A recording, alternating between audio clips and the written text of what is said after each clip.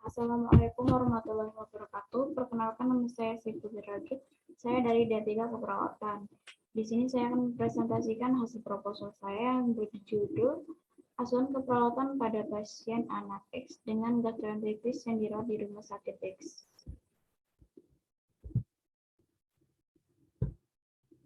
Bab 1. Kerangka pikir latar belakang.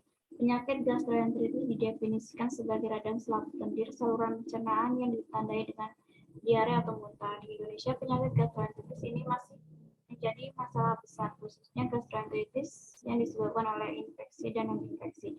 Diare dan gastroenteritis menempati posisi kelima dalam 10 penyakit terbanyak pada pasien rawat jalan pada tahun 2010. Hasil riset kesehatan dasar menunjukkan prevalensi diare pada tahun 2007 sebesar 90%, kemudian mengalami penurunan pada tahun 2013 menjadi 7%. Pada tahun 2015, angka kesakitan diare mencapai 214 atau 1.000 orang atau sekitar 5.405.235 kasus diare, di mana 74,3% kasus tersebut dirawat di rumah sakit. Cairan dan elektrolit merupakan kebutuhan dasar manusia yang harus dipenuhi. Menurut hierarki Maslow, kebutuhan dasar manusia terbagi dalam 5 tingkat prioritas. Kebutuhan volume cairan dan elektrolit merupakan salah satu kebutuhan dasar manusia, yaitu fisiologis yang harus dipenuhi. Apabila penderita telah banyak mengalami kehilangan air dan elektrolit, maka dapat menimbulkan dehidrasi. Berdasarkan survei kesehatan rumah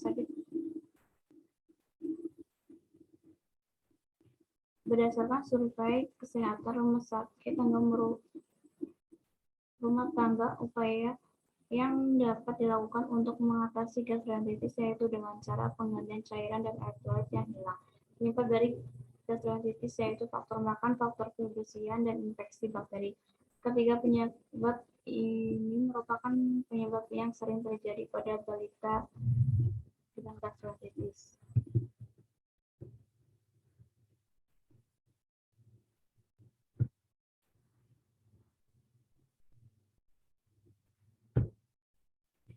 Gastroenteritis adalah penyakit yang disebabkan oleh adanya peradangan pada lambung, usus kecil maupun usus besar, yang akan mengakibatkan terganggunya sistem pencernaan yang biasanya munculkan gejala diare dengan disertai mual atau muntah sehingga terjadi penurunan kemampuan dalam mengabsorpsi nutrisi.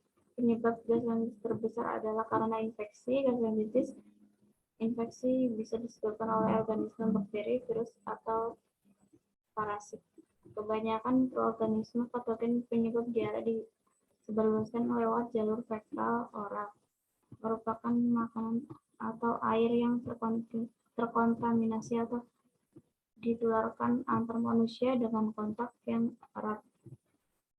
Misal pada tempat penitipan anak, kurangnya air bersih tinggal berdasarkan higien yang buruk, kurang gizi, dan sanitasi yang jelek merupakan faktor risiko utama, khususnya untuk terjangkit infeksi bakteri atau parasit yang patogen. Peningkatan insiden dan beratnya penyakit diare pada bayi juga berhubungan dengan perubahan yang spesifik menurut usia pada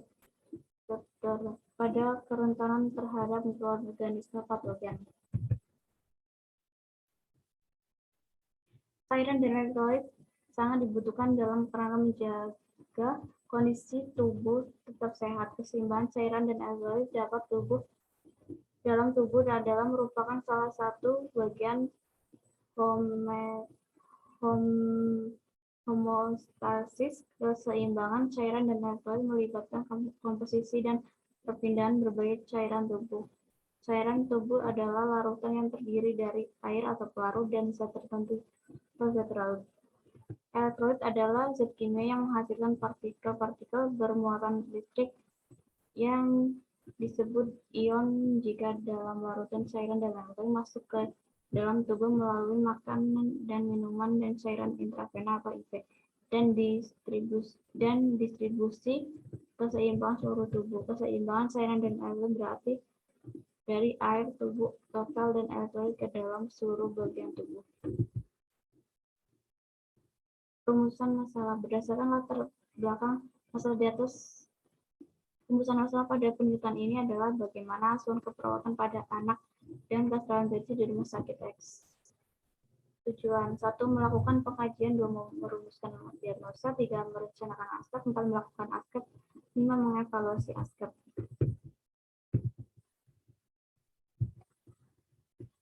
Perangkat pikir tinjauan pustaka.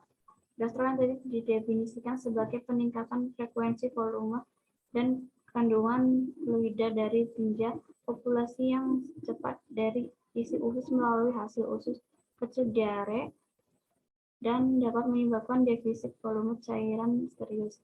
Penyebab umum adalah infeksi, sindrom malabsorpsi, obat alergi, dan penyakit sistematik. Gastroenteritis adalah suatu keadaan di mana tinja menjadi lunak sehingga cair dan terjadi berulang-ulang. Gastroenteritis dapat terjadi pada siapa saja, baik dewasa maupun anak-anak. Namun bayi dan anak-anak lebih mudah terkena diare. Perkembangan sistem pencernaan pada bayi dan anak-anak belum sempurna sehingga lebih mudah terserang virus penyebab gastroenteritis.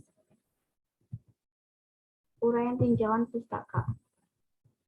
Definisi gastroenteritis adalah penyakit yang disebabkan oleh adanya peradangan pada lambung, usus kecil maupun usus besar yang akan mengakibatkan terganggunya sistem pencernaan yang biasanya memunculkan gejala diare dengan disertai mual atau muntah sehingga terjadi penurunan kemampuan dalam mengabsorpsi nutrisi.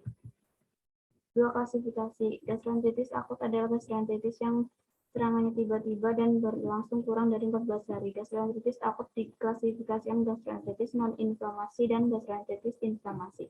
Gastroenteritis kronik yaitu gastroenteritis yang berlangsung selama lebih dari 14 hari. Mekanisme terjadi gastroenteritis yang akut maupun yang kronik dapat dibagi menjadi gastroenteritis sekresi, gastroenteritis osmotrik, gastroenteritis eksudatif, dan gangguan mobilitas. 3. Manifestasi klinis. Menurut Sodikin 2011, berdasarkan tanda dan gejala yang terjadi pada kasus gastroenteritis antara lain A. Bayi atau anak menjadi cengeng, rewel atau gelisah. B. Suhu badan meningkat. C. Nafsu makan berkurang atau tidak ada. D. Timbul diare. E. Feses semakin cair, mungkin mengandung darah dan atau lendir. F. Warna feses berubah menjadi kehijau-hijauan karena bercampur empedu. G. Muntah baik sebelum maupun sesudah diare. H. Terdapat gejala dan tanda dehidrasi. Bun-bun besar cekung pada bayi, tonus otot dan turgor kulit berkurang. Selaput lendir pada mulut dan bibir terlihat kering. I. Berat badan menurun. J. Pucat dan lemah. 4. Pemeriksaan penunjang. Pemeriksaan 1. Pemeriksaan tinja diperiksa dalam hal volume, warna, dan konsentrasinya serta diteliti adanya mufus darah dan leukosit. 2. Pemeriksaan darah. Pemeriksaan analis gas darah, elektrolit, ureun, kreatinin, dan berat jenis plasma. 3. Riwayat alergi pada obat-obatan atau makanan. 5. Komplikasi. 1. Dehidrasi ringan sedang berat. 2. Rejan hipovolemik akibat menurunnya volume darah, dan bila penurunan volume darah mencapai 15-25%, maka akan mengakibatkan penurunan tekanan darah. 3. Hipokremia dengan gejala meteorismus, hipotomi otot, lemah, bradikardie, perubahan elektrokardiogram. 4. Hipoklemia. 5. Intoleransi sekunder akibat kerusakan piring mukosa usus dan defisiensi enzim laktase. 6. Kejang terjadi pada dehidrasi hipertonik. 7. nutrisi, energi, protein akibat muntah dan gastroenteritis jika lama atau kronik. Asuhan keperawatan 1. Pengkajian keperawatan adalah tahap awal dari proses keperawatan dan merupakan suatu proses yang sistematis dalam pengumpulan data dari berbagai sumber data untuk mengevaluasi dan mengidentifikasi status kesehatan klien. Pengkajian keperawatan merupakan dasar pemikiran dalam memberikan asuhan keperawatan sesuai dengan kebutuhan klien. Pengkajian yang lengkap dan sistematis sesuai dengan fakta atau kondisi yang ada pada klien sangat penting untuk merumuskan suatu diagnosa keperawatan dan dalam memberikan asuhan keperawatan sesuai dengan respon individu. Diagnosa keperawatan, resiko ketidakseimbangan elektrolit berhubungan dengan diare. 1. Intervensi keperawatan, resiko ketidakseimbangan elektrolit berhubungan dengan diare. Definisi, kerentanan mengalami perubahan kadar elektrolit serum yang dapat mengganggu kesehatan. Faktor risiko, 1. Diare, kelebihan volume cairan, 3. Kekurangan volume cairan, 4. Kurang pengetahuan tentang faktor, 5. Muntah. Kondisi yang berkaitan, 1. Gangguan mekanisme pengaturan, 2. Disfungsi pengaturan endokrin, 3. Disfungsi ginjal, 4. Program pengobatan.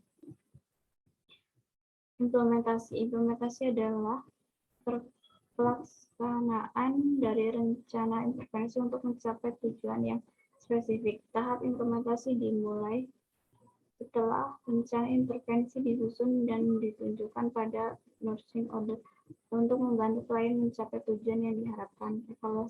Evaluasi adalah tindakan intelektual untuk melengkapi proses keperawatan yang menandakan keberhasilan dari diagnosis keperawatan, rencana intervensi, dan implementasinya. Tahap evaluasi memungkinkan perawat untuk memonitor yang terjadi selama tahap pengkajian, analisis, perencanaan, dan implementasi. Meskipun tahap evaluasi diletakkan pada akhir proses keperawatan, tetapi tahap ini merupakan bagian integral pada setiap tahap proses keperawatan. Bertiga, metode studi kasus, metode penelitian. Rancangan studi kasus karya tulis ilmiah ini menggunakan studi kasus penelitian deskriptif. B. Subjek studi kasus. Subjek studi kasus ini yaitu individu yang mengalami gastroenteritis berhubungan dengan cairan elektrolit pada anak X di ruang X di rumah sakit X. C. Fokus studi asuhan keperawatan gastroenteritis berhubungan dengan cairan elektrolit pada anak X di ruang X di rumah sakit X. Definisi operasional. Definisi operasional berisikan variabel yang akan diobservasi selama pemberian asuhan keperawatan. Definisi operasional pada karya tulis. Pada studi kasus ini adalah 1. Asuhan keperawatan, 2. Pasien, 3. gastroenteritis, 4. cairan dan elektrolit. Tempat dan waktu. Studi kasus ini akan dilaksanakan di ruang X di rumah sakit X, dilaksanakan pada tanggal X. Pengumpulan data. Menurut Sukidjo, jenis pengumpulan data yang dilakukan yaitu menggunakan wawancara, observasi, studi, dokumentasi. Penyajian data. Hasil studi kasus disajikan secara tekstual atau narasi dan dapat disertai cuplikan ungkapan verbal dari subjek studi kasus yang merupakan data pendukungnya. Etika studi kasus. Pada karya tulis ilmiah ini dicantumkan etika studi kasus yang menjadi dasar penyusunan. 1. Beneficent, 2. non-maleficent, 3. confidential. Menutup kesimpulan. 1. Kesimpulan, gastroenteritis merupakan suatu peradangan yang terjadi pada lambung, usus besar, dan usus halus disebabkan oleh infeksi makanan yang mengandung bakteri atau virus yang memberikan gejala diare dengan frekuensi lebih banyak dengan konsentrasi encer konsistensi encer dan kadang-kadang disertai dengan mudah-mudah. Kebutuhan volume cairan dan air fluid merupakan salah satu kebutuhan dasar manusia, yaitu fisiologis yang harus dipenuhi. Penyebab dari gastroenteritis yaitu faktor makanan, faktor kebersihan, dan infeksi bakteri. 2. Saran. Sebagai perawat dalam memberikan asuhan keperawatan harus lebih memperhatikan faktor penyebab maupun faktor pencetus dari penyakit yang diderita anak dan memberikan pendidikan kesehatan pada orang tua untuk memberikan pendidikan kesehatan pada orang tua, klien agar masalah yang menyebabkan klien dirawat dapat diatasi sehingga tidak terjadi perawatan yang berulang. Sekian dan terima kasih presentasi dari saya. Apabila ada tutur kata yang kurang berkenan, dimohon dimaafkan. Wabillahi taufiq wal hidayah. Wassalamualaikum warahmatullahi wabarakatuh.